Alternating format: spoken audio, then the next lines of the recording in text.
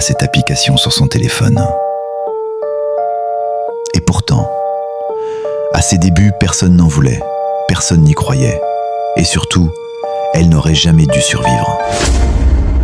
Airbnb existe aujourd'hui grâce à une décision que personne n'aurait prise.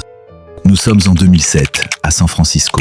Brian Chesky et Joe Gebbia ne sont pas des entrepreneurs célèbres. Ils travaillent dans le n'arrivent plus à payer leur loyer. San Francisco est cher. Leur situation est précaire et les fins de mois deviennent angoissantes. À ce moment-là, ils ne cherchent pas à créer une entreprise mondiale. Ils cherchent juste un moyen de tenir encore un peu. Mais d'abord, abonne-toi pour retrouver d'autres histoires de business. Ici, on raconte les choix qui ont tout changé. Un événement majeur arrive en ville. Une grande conférence attire des milliers de visiteurs. Les hôtels sont complets, les prix explosent. Alors ils tentent quelque chose de simple. Ils installent 3 matelas gonflables dans leur salon. Ils proposent un endroit pour dormir et un petit déjeuner. Ils appellent ça Air Bed and Breakfast. Contre toute attente, des inconnus acceptent. L'expérience fonctionne. Mais fonctionner une fois ne veut pas dire survivre. Très vite, ils essaient d'en faire une start-up. Ils rencontrent des investisseurs. Ils pitchent leur projet. Et presque toujours, la réponse est la même. Personne ne fera jamais ça. C'est dangereux. Les gens préfèrent les hôtels. Ce n'est pas un vrai business. Même les incubateurs refusent de les accompagner. Airbnb devient une idée incomprise et surtout une entreprise sans argent.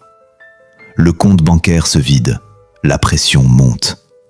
Le projet se rapproche dangereusement de la fin. Nous sommes en 2008, ils n'ont presque plus rien. Pas d'investisseurs, peu d'utilisateurs, aucune certitude. Abandonner serait logique, rationnel, compréhensible. Tout le monde aurait arrêté. Mais au lieu de ça, ils font quelque chose que personne n'aurait osé faire. Ils décident de vendre des céréales. Oui, des céréales. Pendant l'élection présidentielle américaine, ils créent 2 boîtes artisanales, Obama O's et Captain McCain's. Ce n'est pas technologique, ce n'est pas scalable, ce n'est pas une start-up. C'est étrange, presque ridicule. Et pourtant, cette initiative ingénieuse leur rapporte $30 000, assez pour survivre, pas pour réussir, juste pour continuer. Mais surtout, elle attire l'attention d'une personne clé, Paul Graham, le fondateur de Y Combinator. En 2009, Airbnb intègre le programme Y Combinator. C'est leur premier vrai tournant. Ils reçoivent leur premier financement significatif. Mais plus important encore, ils reçoivent un cadre, des conseils, une exigence, une vision. Ils comprennent que le problème n'est pas l'idée, c'est l'exécution. Ils améliorent les annonces, ils travaillent la confiance, ils se concentrent sur l'expérience utilisateur.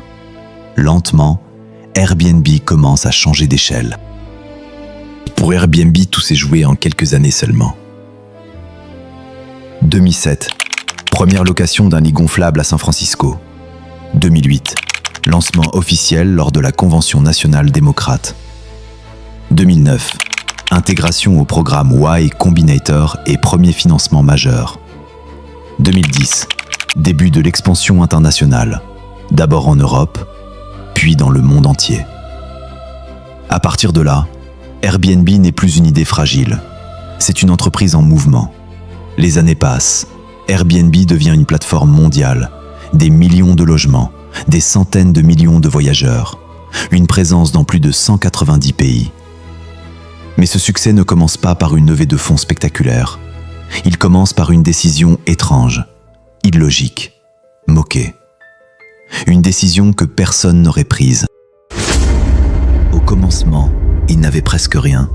Pas de financement, pas de modèle clair, pas de crédibilité.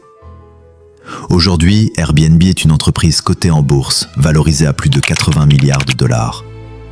Les 3 cofondateurs, Brian Chesky, Joe Gebbia et Nathan Blecharczyk, sont tous devenus milliardaires. Tout cela à partir d'un salon, de 3 matelas gonflables, et d'une décision que personne n'aurait prise. Derrière chaque réussite spectaculaire, il y a un moment où continuer n'a plus de sens, et une décision que presque personne n'aurait osé prendre.